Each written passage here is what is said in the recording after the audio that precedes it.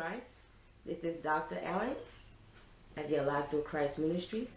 I'm coming to talk to you today about the nations that will help shape the one world government at the end of this age.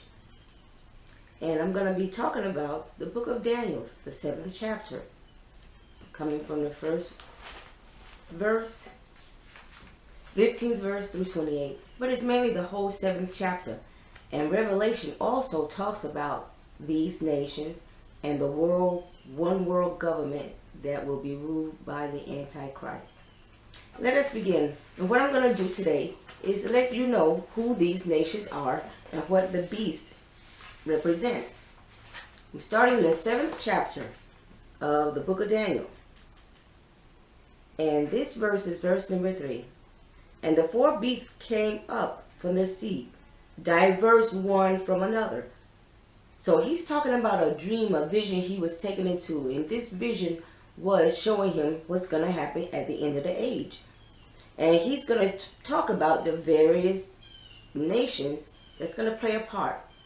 The 4th verse talks about the first beast was like a lion, and he had eagle wings. And I beheld till the wings thereof were plucked, and it was lifted up from the earth, and made stand upon the feet as a man. And a man's heart was given to it. So who's this beast they were talking about? And who's the nations? Remember, the beast that they're talking about represents 4 nations. And it also talks about the different kingdoms. So I believe this first beast that they're talking about back then was Babylon. And Babylon, you know, was ruled by Nebuchadnezzar. And it represents the lion and it has the wings. So today, who represents the lion? What nation represents the lion? The lion is represented by Great Britain. And this lion had eagle wings. And of course, whose nation is the eagle? It's America. So America did come out of out of Great Britain, and they formed their own nation. So in this passage, it's talking about the lion, which is Great Britain and America. And now the next beast they're talking about was like a bear. Now the bear back then was ancient Persia, led by King Cyrus. So who's this bear today? This bear today is Russia, because Russia's country symbol is the bear. So far we're looking at Great Britain, America, and Russia. For those that always say America's not in Bible prophecies, that is not true. America very much is in Bible prophecy for the end times. And they're going to play a very, very important role, which I will get to you in a few minutes. So far we have 3 nations so far that's going to be during the end times that's going to help shape the world. Okay, the next one. After this I beheld another, like a leopard, which had upon the back of it 4 wings of a fowl. So the leopard was Greece. Ancient days, Alexander the Great. He was the leopard. But today, the leopard represents Germany. And not only did he talk about the leopard, but this leopard had wings of a fowl coming from his back. So another close nation of Germany is France. France, all those wings, because in France, the animal that rules over there, or their symbolism, is a fowl, which is like a rooster. So therefore, you have the fowl, which is France. You have the leopard, which is Germany. You have the bear, which is Russia. The lion, which is Great Britain. And the eagle, which is America. Now, we're getting to the last beast that they talk about. The last beast says, And I saw in the night vision, and behold, a fourth beast, dreadful and terrible, strong and exceedingly. And it had great iron teeth, and it devoured and brake into pieces and stamped, and the residues of its feet of it. It devoured and brake into pieces. Okay, who was this beast? Back then, Rome, this ancient Rome, they were very strong, they were powerful. And you know what? Rome could not more or less be defeated back then. But what took Rome down was he fell from within. Internal fighting. That's what destroyed ancient Rome. And this was Augustus Caesar.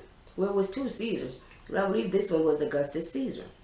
Now, today, this revived Rome, and what they're talking about here is the European Union.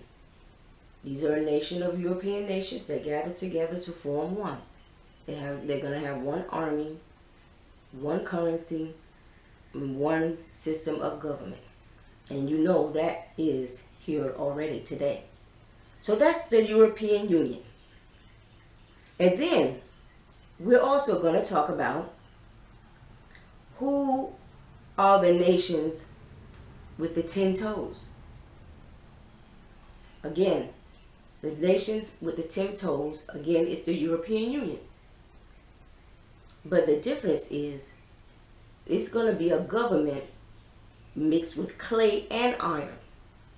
So it has to be a government ruled by man, along with the Antichrist, but it's also going to have some type of religion mixed in it. So it's going to be a government that's not only political, but it's going to be having some type of religion, which is going to be ruled by the Catholic Church, which is the false prophet.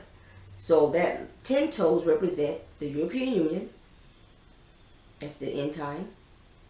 It's going to be Germany, which is the leopard, Russia, which is the bear, and Great Britain, which is the lion, America, the eagle, and France is the fowl.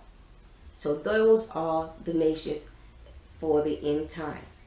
But you see, this last kingdom, the one with the 10 toes, is going to be very different. And it's going to be very brutal. So when the Antichrist comes, he's not coming to play with us. He's going to come to destroy. Because he talks about how this beast is going to rage war with the saints. If we go on into Revelation 13th chapter, it talks about it also. And also in Daniel, they continuously talk about how this Antichrist is going to destroy. His kingdom is going to be destroying many. And it's not going to be too many safe places. Now, as for our country, it's either going to be two things. And I know they play a very great part of this end time scenario, because they are a protector of Israel, and I believe they're going to continue to do that. And also, they might be, with this third world war coming, they may not be a major world power, but they are still going to be utilized in these last days as a protector of Israel. Now, another nation that's going to help Israel during the time of these another tribulation they might go through, they're going to go through another Holocaust. It's going to be worse than the first Holocaust.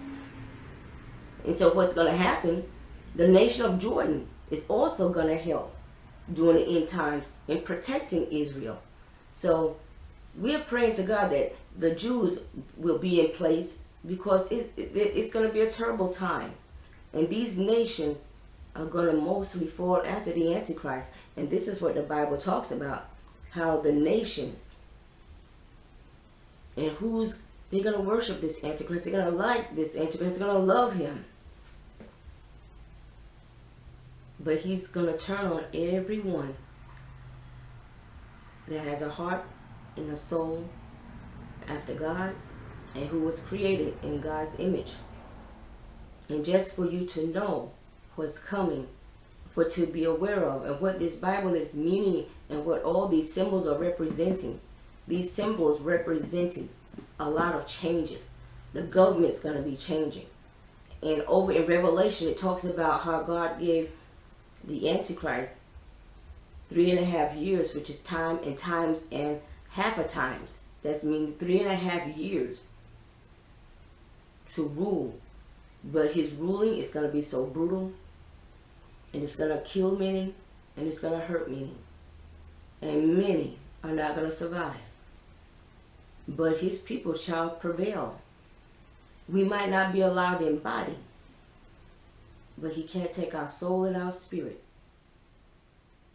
So these are the nations that's going to help shape the end time events.